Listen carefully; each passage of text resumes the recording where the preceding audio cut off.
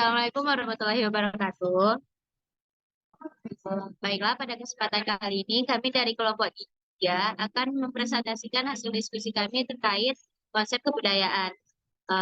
Pada kesempatan kali ini, saya Nur Atika sebagai moderator dan eh, rekan pemateri pertama saya ada Barokatul Faria, yang kedua ada Indah Hafijah, dan yang ketiga ada Bang Arif Fahmi. Baiklah, selanjutnya pemateri pertama yang akan saya bacakan sendiri, yaitu pengertian kebudayaan. Menurut Wenjanigrat dalam Abidin 2017, kebudayaan berasal dari bahasa Sanskerta atau budaya yang merupakan bentuk jamak dari kata budi yang memiliki arti budi atau akal. Dengan demikian, budaya dapat diartikan sebagai hal-hal yang bersangkutan dengan akal. Kata kultur yang merupakan kata asing yang memiliki arti yang sama dengan kebudayaan berasal dari bahasa Latin yang yaitu koleri yang berarti mengolah, mengerjakan, terutama mengolah tanah atau bertani.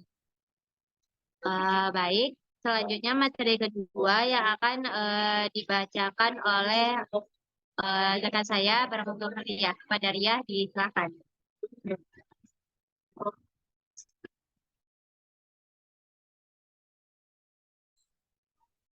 Baik, terima kasih kepada moderator. Untuk materi yang kedua yaitu unsur dari kebudayaan. Nah, unsur dari kebudayaan itu yang pertama ada unsur-unsur yang menyangkut penilaian, misalnya apa yang baik dan buruk, kemudian apa yang menyenangkan dan tidak menyenangkan, kemudian apa yang sesuai dengan keinginan dan apa yang tidak sesuai dengan keinginan. Nah, selanjutnya ada unsur-unsur yang berhubungan dengan apa yang seharusnya, seperti bagaimana orang harus berlaku. Nah, yang ketiga itu ada unsur-unsur yang menyangkut kepercayaan, seperti misalnya harus mengadakan upacara adat pada acara-acara tertentu, misalnya kelahiran, pertunangan, perkawinan, dan lain sebagainya.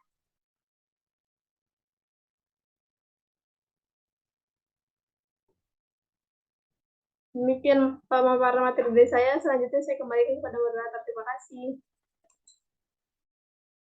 Baik, terima kasih kepada Feria. Selanjutnya materi ketiga yang akan disampaikan oleh rekan saya Indah Harbijah. Kepada Indah, disilakan.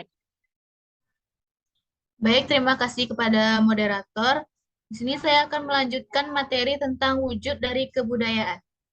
Menurut J.J. Honingman, dikutip dari buku Konjaraningrat dalam Syahrani dan Kamil tahun 2022, ada 3 wujud kebudayaan. Di antaranya, yang pertama, gagasan bersifat abstrak dan tempatnya ada di alam pikiran tiap warga pendukung budaya yang bersangkutan, sehingga tidak dapat diraba atau difoto. Wujud budaya dalam bentuk sistem gagasan ini biasanya disebut sistem nilai budaya. Yang kedua, perilaku berpola menurut ide atau gagasan yang ada. Wujud perilaku ini bersifat konkret, dapat dilihat dan didokumentasikan. Yang ketiga, benda hasil budaya bersifat konkret, dapat diraba dan difoto. Kebudayaan dalam wujud konkret ini disebut dengan kebudayaan fisik. Contohnya bangun-bangunan megah seperti candi, piramida, menhir, alat rumah tangga seperti kapak perunggu, gerabah, dan lain-lain.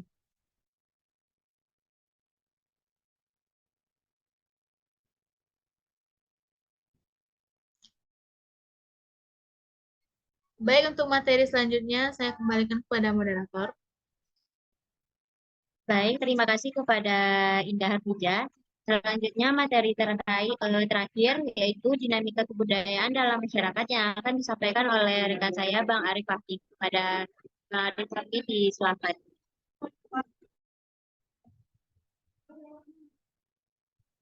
Baik, terima kasih moderator. Di sini saya akan melanjutkan materi mengenai dinamika dalam kebudayaan. Yang pertama yaitu perubahan budaya. Dalam perubahan dalam budaya bisa bersifat evolusioner atau secara revolusioner. Selanjutnya yaitu globalisasi. Globalisasi telah mempengaruhi dinamika kebudayaan dengan membuka pintu interaksi dan pertukaran budaya antar bangsa. Yang ketiga, teknologi. Perkembangan teknologi, khususnya internet dan media sosial, mempengaruhi cara masyarakat dalam berinteraksi antar satu sama lain. Dan selanjutnya, migrasi dan multikulturalisme. Migrasi dan multikulturalisme, migrasi membawa orang-orang dari budaya yang berbeda ke budaya masyarakat yang terbaru. Dan selanjutnya, resistensi dan revitalisasi kebudayaan. Beberapa kelompok dalam masyarakat dapat melakukan resistensi terhadap perubahan budaya. Dan selanjutnya, edukasi dalam pengetahuan. Edukasi dalam pengetahuan, pendidikan memainkan peran penting dalam mempengaruhi budaya masyarakat. Yang terakhir, pengaruh media, seperti media massa termasuk televisi, musik, dan internet yang mempengaruhi persepsi pada setiap orang.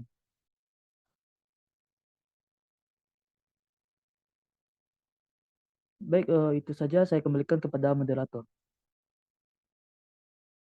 Baik, terima kasih kepada Bang Fahmi.